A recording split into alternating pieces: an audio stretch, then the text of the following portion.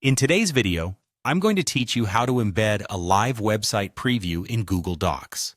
Embedding a live preview of a website can be incredibly useful, particularly if you want to give your readers instant access to the site you're referencing without them having to navigate away from your document. So, let's dive right in and get started. First, you'll want to begin by navigating to your preferred web browser and heading over to the website that you want to embed in your Google Doc. Once you've reached your website, make sure to take a moment to ensure it's the correct page you want to share. This is important because the exact URL needs to reflect what you intend your readers to see. Next, you're going to copy the URL of this website. You can do this easily by clicking on the address bar where the web address is displayed, highlighting it, and then using either your mouse or the keyboard shortcut Ctrl+C or Command+C on a Mac to copy the URL. Now with the URL copied, let's move over to Google Docs to embed it. Open the Google Doc where you want to insert the live preview of your website. If you haven't already created a document, you can easily start a new one, or you can open an existing doc where this information is required.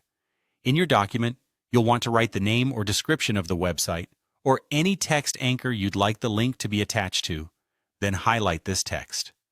After highlighting the desired text, you'll hover over to the top menu bar and click on Insert. In the drop-down, select Link to open the hyperlink dialog box. A small box will appear where you can paste the URL you copied earlier. Simply click inside the box and use Ctrl+V or Command+V on a Mac to paste the URL.